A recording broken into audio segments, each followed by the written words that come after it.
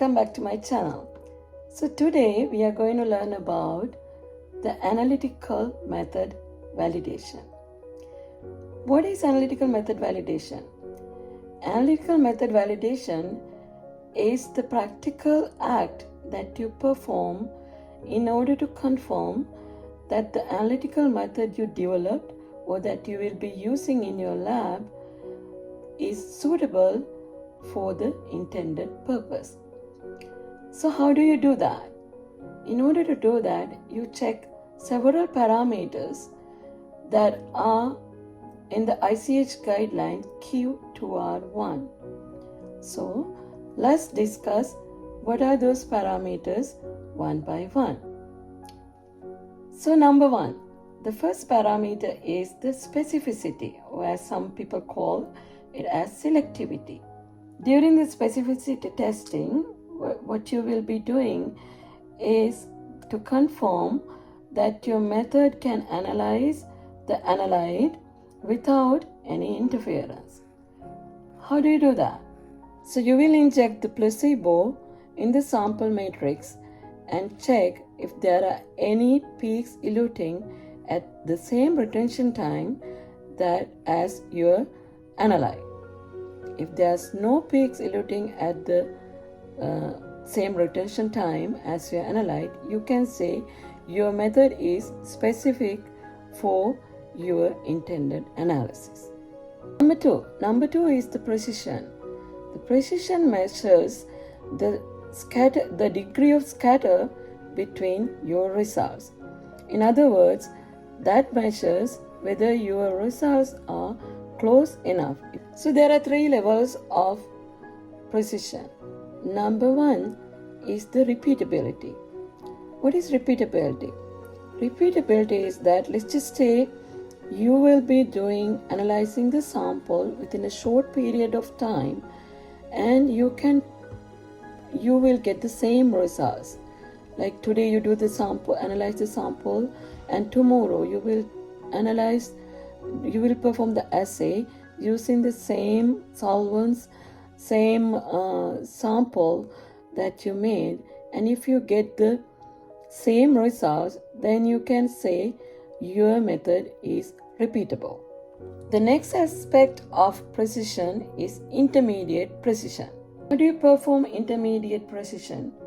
A different analyst should perform the testing using a different HPLC, and maybe in a different day using the same sample, and if that analyst get the same results that you got, you can say the method passes intermediate precision. And the third parameter is reproducibility. What is reproducibility? Reproducibility is that the same testing is done by a different analyst in a different lab using the same sample, and then this is in a different lab, okay? And then if the other analyst in the other lab, in the other contract lab or in your QC lab get the same results that you got, then you can say your method passes the reproducibility. The third parameter is accuracy. What is accuracy? Accuracy is the closeness between the actual value and the observed value using your analytical method. How do you perform the accuracy testing? In order to do the accuracy testing, you should spike your placebo with the known amount, usually the 100% of your sample, and after the analysis, if you get 100% recovery of the sample, then you can say your method passes accuracy. The fourth parameter is linearity. What is linearity? Linearity measures whether your detector response is linear with the proportionate increase or decrease of your sample concentration. How do you do that? Normally, you prepare 5 different concentrations of your standard and measure the detector response, and then see if your responses are linear. If the response is linear using the your method, then you can say your method passes the linearity testing. Next parameter is the robustness. What is robustness? Robustness is your method's ability to perform well regardless of the small changes. These small changes usually are inevitable during your analysis. For example, small changes in pH or small changes in the solvent concentration, organic solvent concentration, and the temperature, small temperature variation. So how do you check if your method is robust? So you deliberately change some of these parameters. For example, if your method is developed at pH 3.5, you can change the mobile phase pH to 3 and see if you will get the same results. If you get the same results at pH 3, you can say then your method can perform or it is robust at pH 3 as well. The sixth parameter is the solution stability.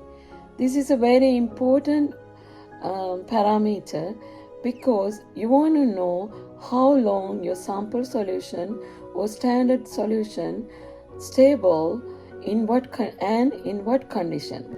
It could be 1 week at room temperature or 1 month in the refrigerator. It is very important for you to know this, especially if you have to do out of spec analysis or if you are continuously doing the same analysis. So if your standard is stable for longer time, that helps your assay procedure. So how do you do that? Again, you keep today you make the standard and the sample solution, and you measure the response, and then after 1 week keeping that after 1 week at room temperature, you analyze them again with the freshly prepared sample and standards using the same method. And if your results has no significant difference according to the acceptance criteria in your method, you can say your solutions are stable for 1 week. The final two parameters are the LOD and LOQ. LOQ and LOD is important when you do impurity analysis and organic solvent and excipients. LOD is the limit of detection. In other words, the minimum amount you can detect. Here, it's not the amount that you can quantify, that you can detect is the LOD. There are 3 different methods to determine LOD. Number 1 is by visual method, number 2 is by signal to noise method, and number 3 is the slope method. Similarly, LOQ is the lowest concentration of your sample that you can precisely quantify, detected and quantify. So this is very important to know. LOQ, you should be able to quantify how much of your sample is in there. That is the lowest concentration that you can detect. Alright, I think in today's video you got a clear understanding about what is method validation and what are the parameters we check during method validation and how you do that. I hope the video is helpful. So please subscribe to my channel and don't forget to hit the bell icon so that you will be notified when my next video is available. Thank you.